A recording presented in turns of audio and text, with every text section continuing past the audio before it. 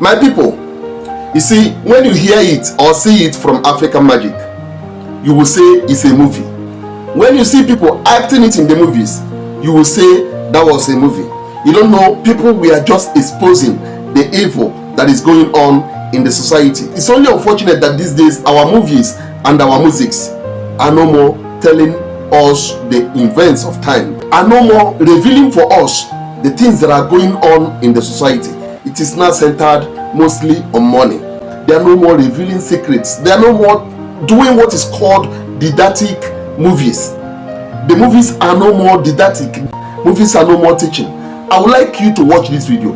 You know, when people talk, when I talk what I see over this very internet, you will say I talk too much. This one is happening right inside the house of Obasanjo. This very one, my mouth cannot say it alone. Happening right inside Obasanjo's house. Allegedly, this man Sowore is not even hesitating. Sowore is not biting, he's not chewing words. He is saying it loud and clear that Obasanjo is having an affair with his own daughter-in-law. I don't want to paint words. That Obasanjo is having an affair with his own daughter-in-law. That even the son went for DNA test to determine the paternity of his own children. My people, please let me not waste your time. Watch this video, hear for yourself, but please do not forget to share this video before you start watching. Please share this video before you start watching so that other people will see it. So like and comment on it so that the video can be recommended. If it is your first time coming across my videos, I plead with you to follow my page and subscribe. God bless you. Just watch the video, make yourself comfortable. If the devil had a deputy, it would be Obasanjo. That's defamation. It's not. How would you say that of a former president? One of the most respectable African in the world. It's respected by some people, but this is not disrespect. I'm just being truthful. You're speaking ill of the man who had gotten the grace to run this country 3 different times. Well, he's gotten the grace to run this country 3 different times. He's also used it 3 different times to run the country down. So, how can someone be more devilish than that? Because you wanted to be president. So would you have been devilish if you had been president? Never. So why would you refer to him? That's because his records show that nothing could have been done by the devil that he didn't do. Burning out OD Village, Zaki Piam, manipulating elections. You know, it was during Obasanjo that an election was held in this country where there were no serial numbers in the ballot papers. And he said Yar'Adua won the election. Even Yar'Adua himself had to repudiate that election. That's Obasanjo for you. He was the one who masterminded Totem, even though he kept denying him, but that was what made me refer to him as the deputy to the devil.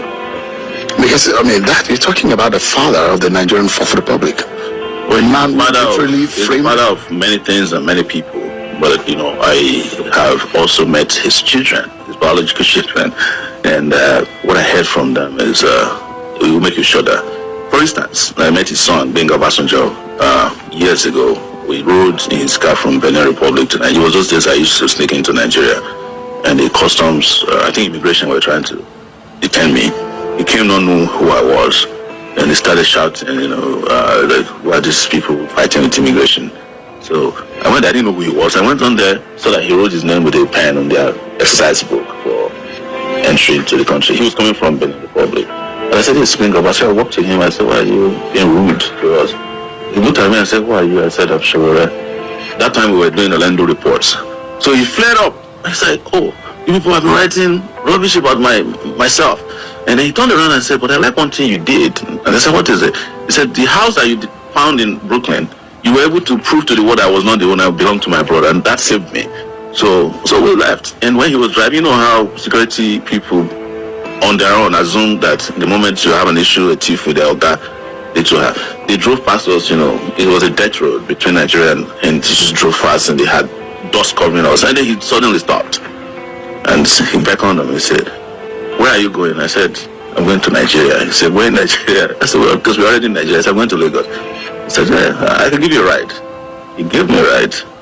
And we spoke for the entire period. It was about 3 hours.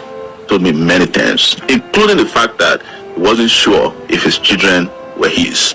And I asked, what do you mean? He said, I think my father has been sleeping with my wife.